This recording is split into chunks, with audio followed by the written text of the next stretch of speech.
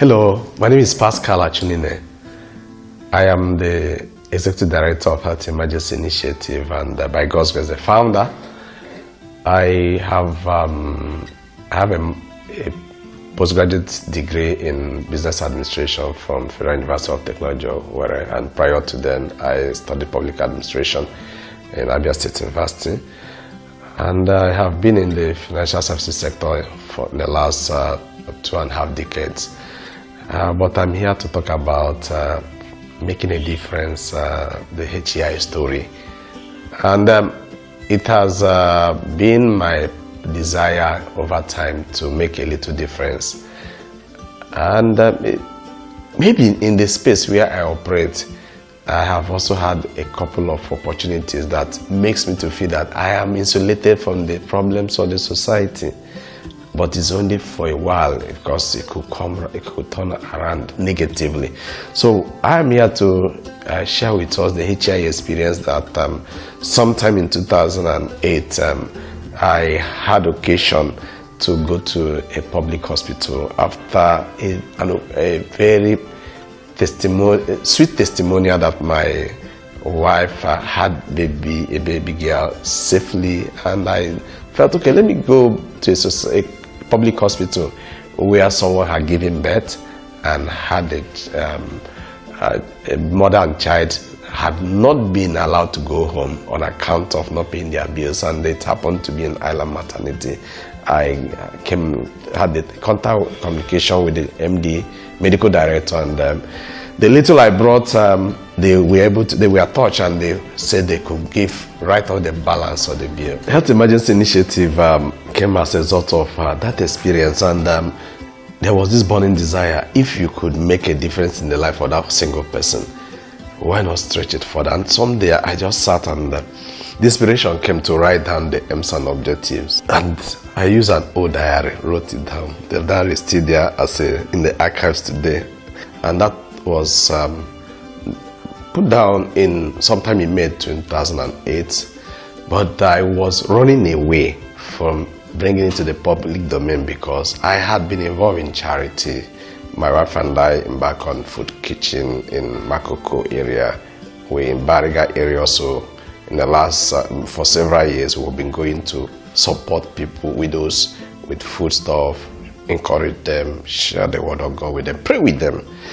But I felt that could suffice, especially I have my own family and all that things, but the desire remained there. That inspiration kept coming until in 2015, October 24th, to be specific, HEI started by writing those aims and objectives we are shared with like-minded friends, and eventually at 113A Mainland Way, one of us, Mrs. Okolo, offered her place, a guest house that had sitting capacity of 60 people for us to do the first meeting, and then the journey began.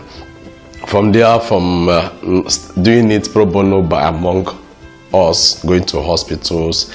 The hospitals were originally hesitant. Eventually, they saw consistency and credibility in the way we were engaging without giving a picture that we are hostile or exposing the gaps, and they opened their doors. And then gradually we started setting up structures, had a one-man team, and eventually we have a functional team.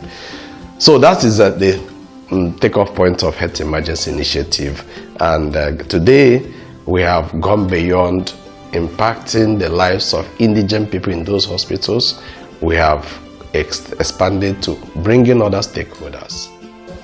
Okay, the focal areas of HEI are providing succor to indigent patients in public hospitals, especially such services that would have been rendered at primary health care level for common diseases like malaria, typhoid, diarrhea, pneumonia that afflict the very poor. That most times we think those diseases do not take lives, but sadly they start small and eventually get uncontrollable and take lives. So where people die because of 20,000 naira cases and below, from blood transfusion to drip, as they use the common language drip, to basic common infections. We have been, and then of course sepsis and malnutrition.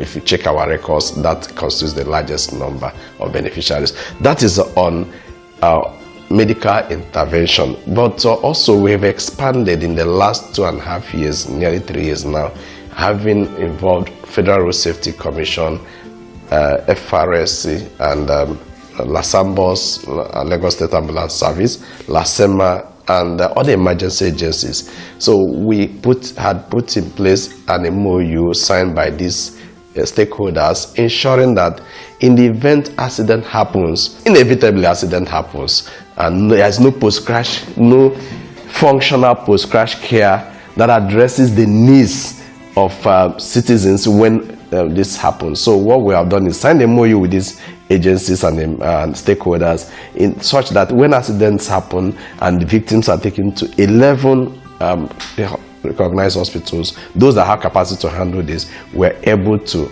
provide that initial 20,000 to stand as next of kin for those victims until their relations or the organizations or their companies or their churches are contacted. So that way more lives are saved.